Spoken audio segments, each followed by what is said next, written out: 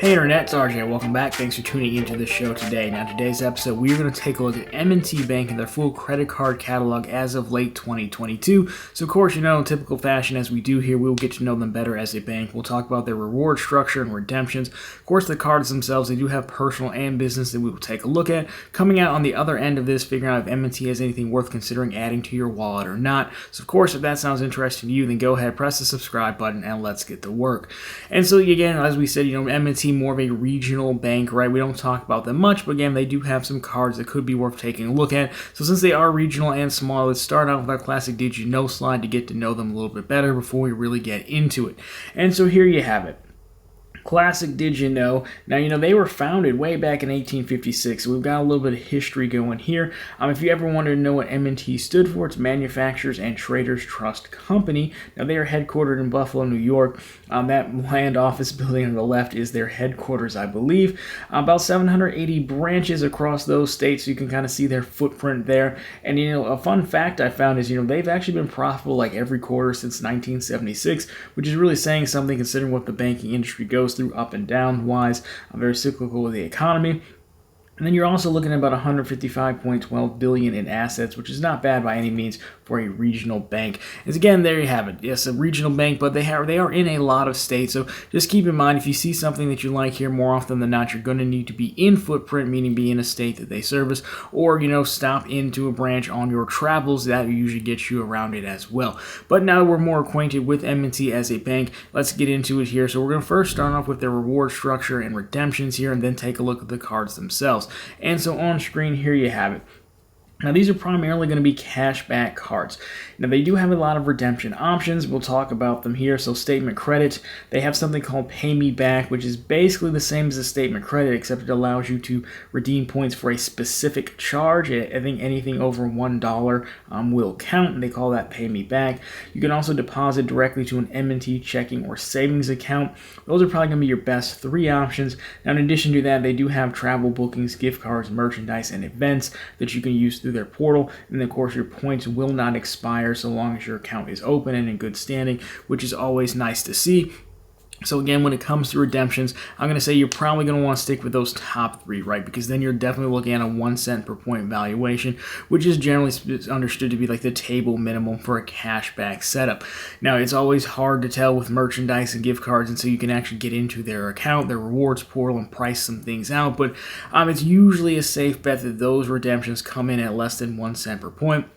So for these, I would definitely say stick to those top three options, and you should be good to go. So now that you know what you can do with your points and how you can earn them, let's take a look at the cards themselves, see what options you have for racking up some M&T cash back. Of course, we're going to start with the personal cards first, because there are a few of them. Then we'll take a look at the business. I believe there are 2 business cards as well. And so here we have it. Of course, we're batting lead off with a secured card. Not uncommon, but at least it's not called platinum. Viewers of the show, regulars, will get that reference.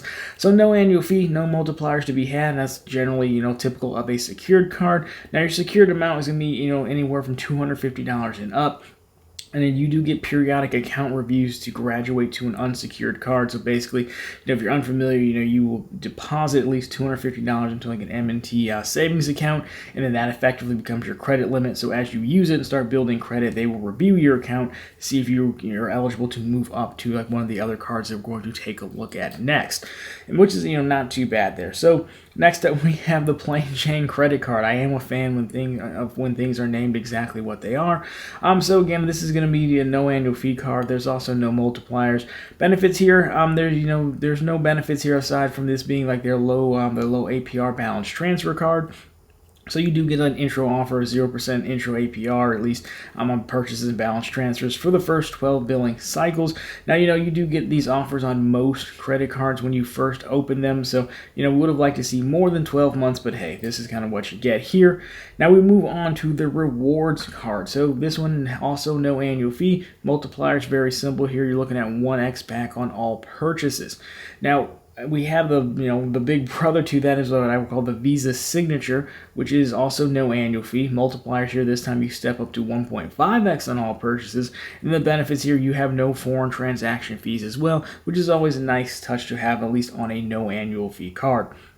Now we jump over to the business side of the house. Again, there are two of them. And again, I am a fan of when things are named exactly what they are. Business card, right? Straightforward and to the point. Annual fee, $0. Multipliers, none to be had. Why? Because this is basically the business equivalent of their their balance transfer, low APR card. So again, you're going to get the same intro offer, that 0% intro APR on purchases and balance transfers for the first 12 billing cycles. And then, of course, we have one more here, which is the business rewards card. So a little bit interesting here. Again, no annual fee to be had. Your multipliers here are going to be a two-parter. So when you first open the card for the first 12 months or 12 billing cycles, basically you can get 2x back on all purchases. Now, after year number 2, that unfortunately drops to 1.5x back on all purchases from year 2 and beyond. So basically, the rest of the life of the card, it becomes a 1.5x on all purchases card. And so overall, there you have it, guys. That is M&T Bank's full credit card catalog, again, as of late 2022. So, unfortunately with these, there's not too much here to be seen actually, right? If you take a look at the personal side of the house, if you're someone banking with M&T and, you prefer to stay in one spot, then, it's fine. 1.5x, the Visa Signature card is clearly the best option. Again, the problem with that is it's very easy to find 2% cards. We can name them: the Wells Fargo Active Cash, SoFi has a card, Citi Double Cash, you name it, you can find 2%. Obviously, you can find much higher multipliers depending on how many more cards you want to get.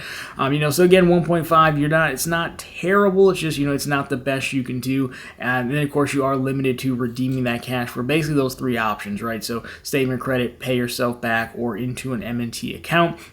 As where with some of the other cards we mentioned, you'd be able to cash that out, anywhere to any bank account, not just your M&T account.